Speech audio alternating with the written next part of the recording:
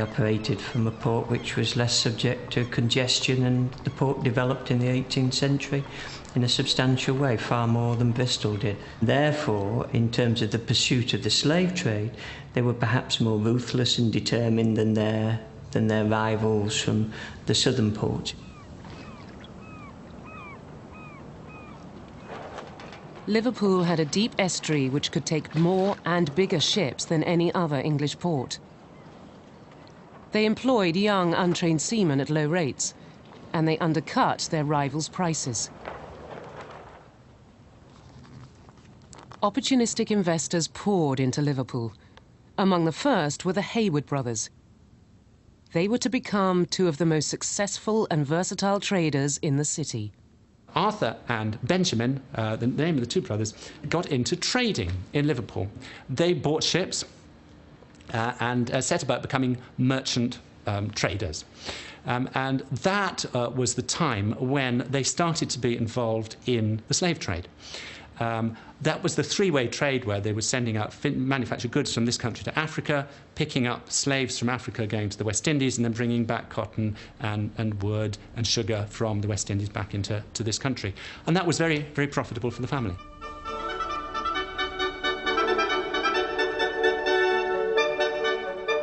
Liverpool grew faster than any British city before it.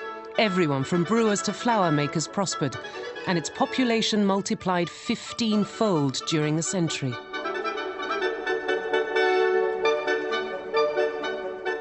Its merchants built stately homes. Streets were named after them, and the city honoured those who championed the trade in Parliament. They included royalty, like the Duke of Clarence, who later became King William IV. John Gladstone boasted 2,000 slaves and several ships. His son William later became Prime Minister.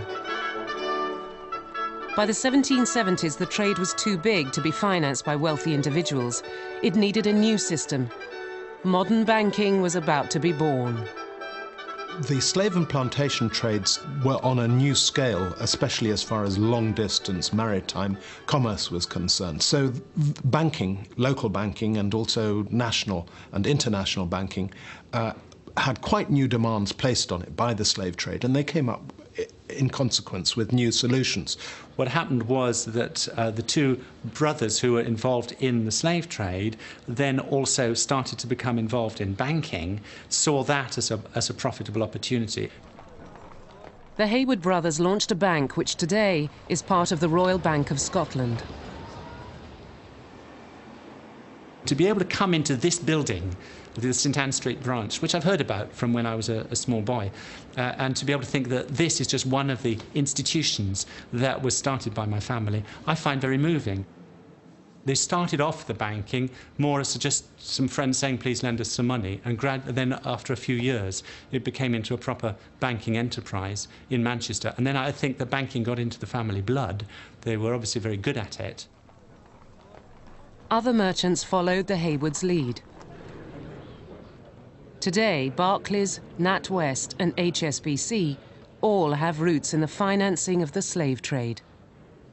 Insurance also got a really big boost from this area of trade. And in fact, one finds in the city of London that in fact it was often coffee houses that provided the basis of the first banks and the insurance houses, and Lloyd's itself in fact did begin life as a coffee house, and it was there that you would be able to get quotations and insure a cargo of slaves from West Africa to the Caribbean.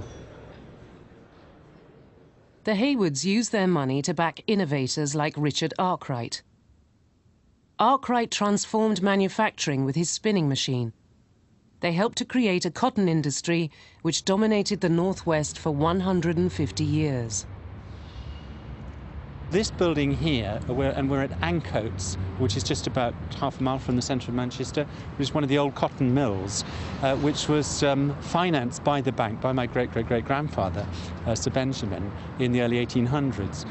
And this is one of the many cotton mills which were financed by the bank.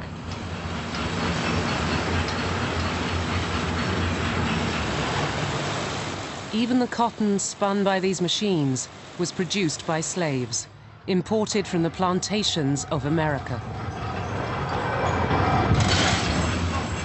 And this was continuing in use up until the 1960s. So for 150 years, this building was in use. And it's fantastic to think that that which was started off again through the Haywood Bank was operating for all that period of time and had such a dramatic impact, together with all the other mills, on the Industrial Revolution in Manchester. Britain's slave merchants and bankers had kick-started the Industrial Revolution. But to keep it growing, they needed a constant flow of profits from the plantations in the Caribbean. Sugar was the British colony's main crop. European demand exploded, and it became the single most valuable commodity in world trade. Plantations could make profits of up to 200%. Sugar became the most lucrative agricultural good on the world market. The demand for sugar was increasing rapidly, and the supply was trying to keep up with it. And what we saw was a relationship between sugar and slavery that offered a level of accumulation that the world had not seen before. These slave owners became some of the richest men in the world in the 18th century. The wealth of the plantation owners depended entirely on the slaves. But in English drawing rooms, few dwelt on the cruelty in the cane fields. And for the bankers, it was just business.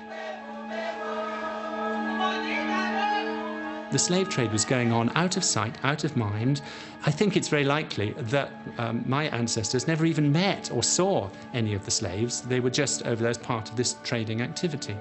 And so that in no way excuses it, but it does explain the fact that just as a commercial activity at the other side of the world, it was something that they were quite prepared to engage in. And while they were doing it, they were members of society. You know, they were not pariahs at all, and they were considered to be respectable people, providing an honourable service. Today, the engines which turned the wheels of the plantation system lie silent. The foundations of modern Britain's prosperity lie in these rusting remains, and in a history that until now we've chosen to forget.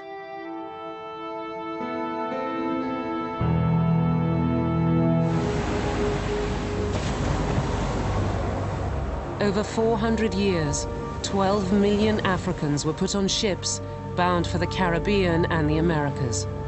Most of those transported were men. During the 6-week crossing, the sick and the dead would be thrown into the sea. Up to half would die within a year of capture.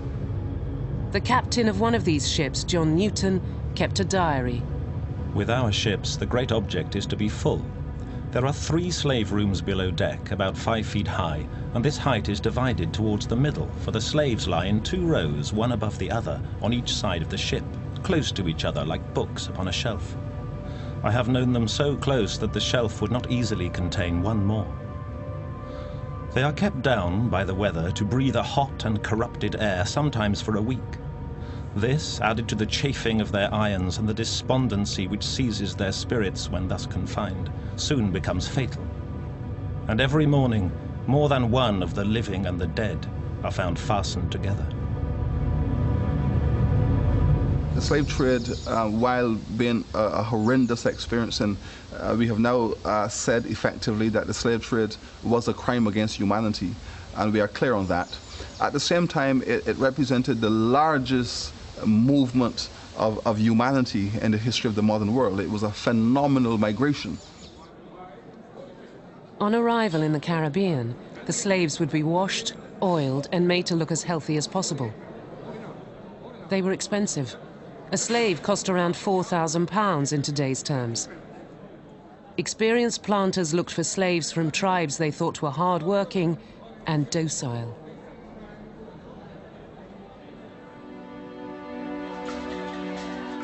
Sugar production demanded a scale of organized labor never before attempted.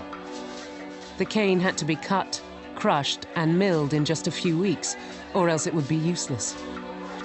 Planters needed huge gangs of slaves throughout the year. As the demand grew, they needed more.